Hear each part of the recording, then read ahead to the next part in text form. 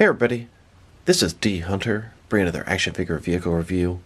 Today, we're going to look at the Bratz Rock Angels 20 Years Special Edition Cruiser car. Now I'd read online this thing was going to work pretty good with your 7-inch figures. So, I wanted to find out for myself. I'm always looking for an extra regular type car for my action figure world building, my overall Gotham City, etc. I got this thing from Amazon, 40 bucks. If this is what I hope it is, that's a very fair price. So let's take a look at the packaging. Bratz, Rock Angels, Only Girls with a Passion for Fashion, Cruiser, Fit to 2 Bratz. Now Bratz are quite a bit bigger, but we'll see how this works out. Look concerned, looks like some stickers on the trunk there. Overall the car looks pretty freaking nice. Maybe it looks like it's a little too big. We'll find out shortly. The bottom, got a bunch of credits, and there is a barcode in case it helps anybody. And on the back side, you can see the car with some of the Bratz in there. So no further ado, let's open it up. Alright, now that we got this vehicle out of the package, here it is laid out in front of you. It is big, red, has a very straight frame. This thing should fit 7-inch figures, no problem, which is a nice change of pace. Normally when I get vehicles, even if they're intended for 1/12 scale, it's a struggle to fit most of my figures in there. This one looks like it'll accommodate anything from McFarlane figures down to Marvel Legends and anything in between. So let's take a look at it. Like I said, the frame is very straight, old school convertible. Look at the front, the grille looks great. It's got headlights that should actually be functioning. I'll put some batteries in shortly. Wheels, shiny hubcap, wheels actually turn. It's got doors that are actually functioning. That is just fantastic. Seats in there, actual functioning seat belts, although probably going to be a pain in the ass to use them. Probably easier to just put the figures on top. It's got a gear shift in there, steering wheel, speedometer, radio, all kind of controls in the middle here. Very, very pleased with what I'm seeing. It actually even has removable floor mats inside of here. They're rubbery, almost like the real thing. Bratz, of course. It's got this kind of annoying sticker of a bunch of Bratz girls in the back. Definitely gonna see if I can get that off of here. Hood comes up, trunk comes up, bottom of the car, nice little bit of detail, the base. Overall, this thing is a winner, to say the least. Also, this Bratz logo back here. Now, I really doubt I'm going to get that thing off. Probably not going to try, but I gotta try to get these things off. And here's the car with all of its accessories laid out. When I pulled this thing out of the box, the only separate pieces were these 2 floor mats, which I think is just such a cool little detail. They feel almost like the real thing. Although I'm a little confused, the only way they fit in is just like this. You'd think you would want the passenger or driver to look down and be able to read Bratz properly, but it's upside down, and it is definitely the only way that works. Still, it's a very cool little accessory, that's for sure. They could have easily not included that. It does also come with this sticker sheet, a bunch of decals for the car, but that would be counterproductive to what I'm trying to accomplish, having just a neutral, regular vehicle. There are a bunch of sort of girly stickers. We've got pink flames, B for Bratz, a bunch of little stars. Using this would get the opposite result of what I'm going for. Now let's get this thing fully working. It requires some AAA batteries.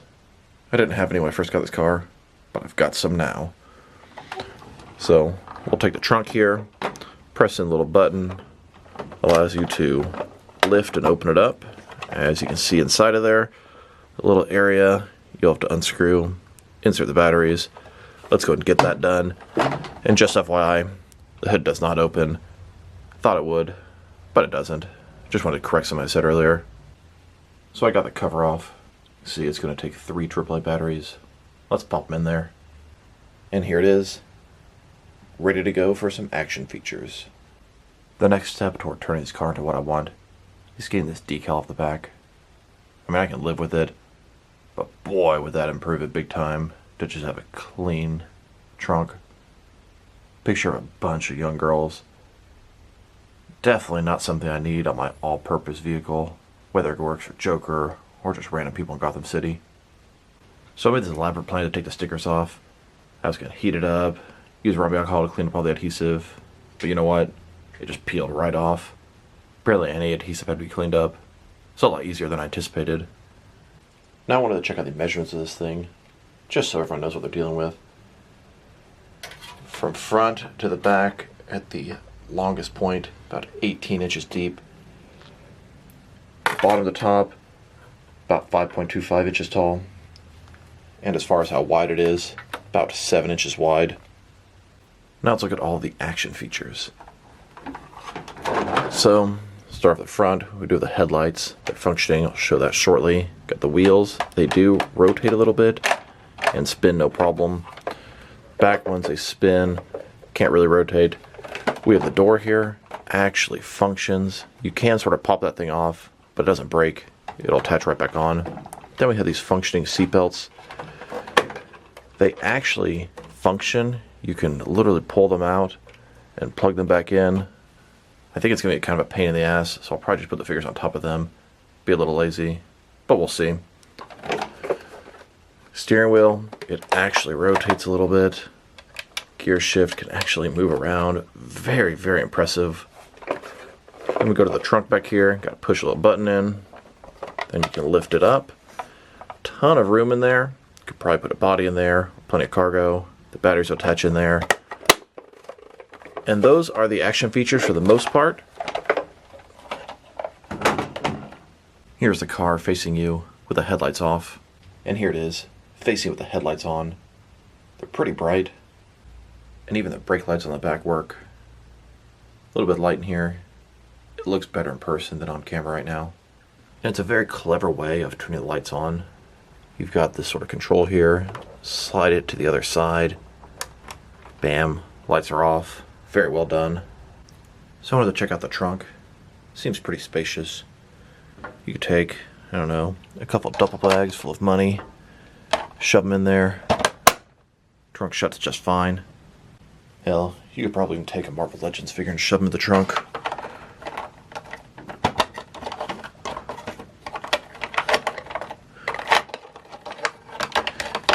Yeah, not as simple as I thought, but I bet it can still work.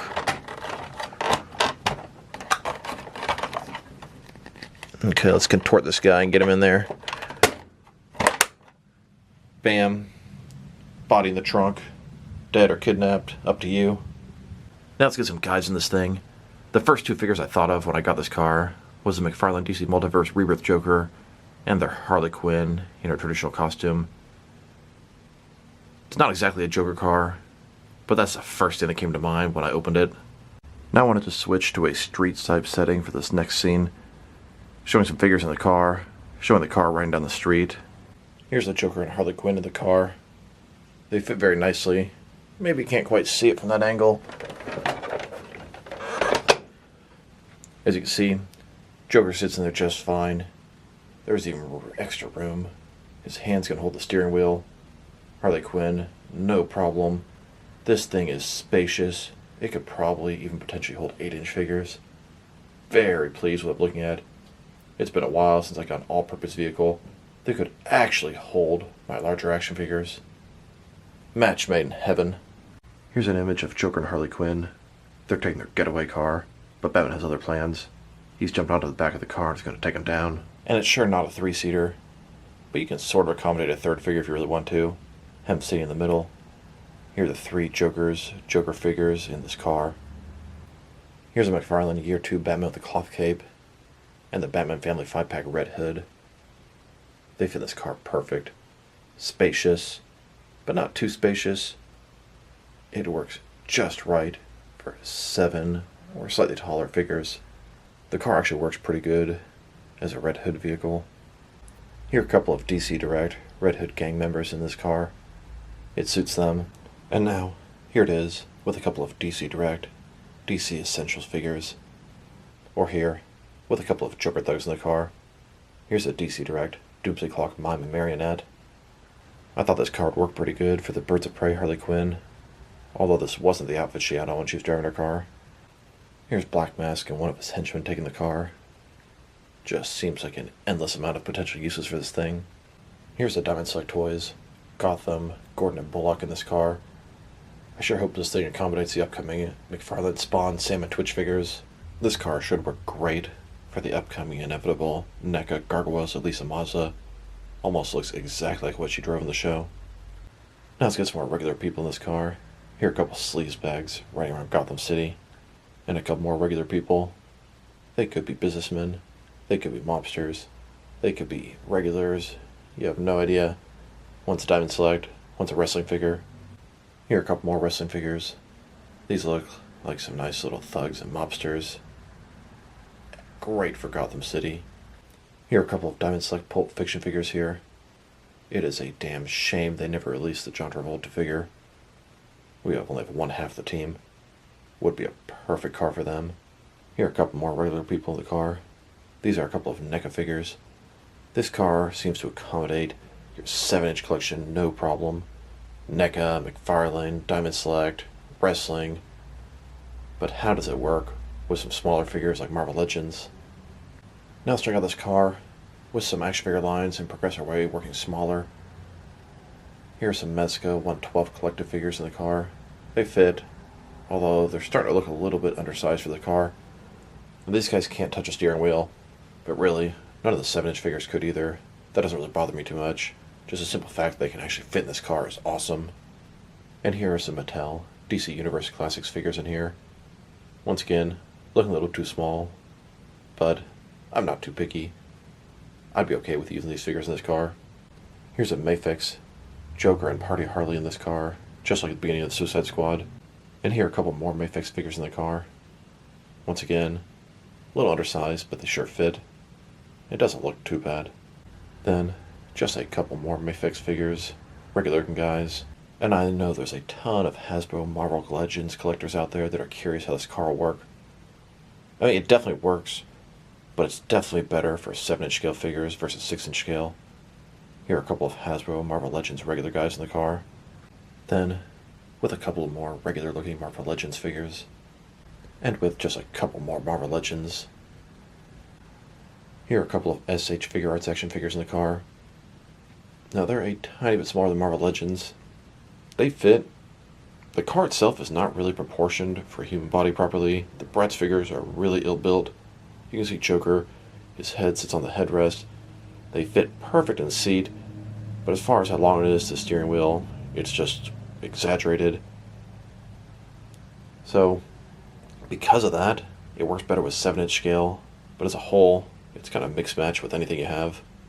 And here, with a couple more SH Figuarts figures, Joker's coattail's pretty hard, so he doesn't sit in this very well. And finally, with some Jazzwares Fortnite figures, that's about the smallest thing that I collect. So overall, the car's absolutely fantastic. I cannot tell you how pleased I am with this thing. Someone told me about it, I looked at it, I was like, usually those things end up being way too big, they look stupid. None of those complaints about this thing. It's a perfect all-purpose car. So glad somebody messaged me and told me about this thing. I saw it for Amazon, I don't know, 38 bucks, 40 bucks, whatever it was. Very fair price. If a McFarlane figure is $20, and that's cheaper than most 6 or 7-inch figures nowadays, this car costs twice that much. Very, very fair. The car looks good. It's shiny. It's metallic. The wheels, they spin. The front ones rotate.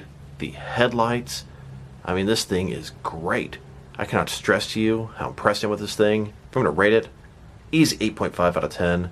And it fits my large action figures. I'm mostly a 7-inch collector, and almost no vehicles fit the 7-inch scale. So thank you. And you don't get a lot of regular cars at that. Yeah, maybe a Batmobile, a Batbike, but a regular car that fits McFarlane DC Multiverse. Thank you so much, Bratz. Appreciate it. I didn't think I'd ever have a use for your line, but now I do. So this is D Hunter. Thank you guys for watching this video. If you liked the video, press like below. If you have anything you want to say with the video, add to the comment section. If you want to see additional action figure and action figure vehicle reviews from me, press subscribe. I do appreciate when you do that. Once again, this is D Hunter. Thank you guys for watching this video, and I will talk to you guys real soon.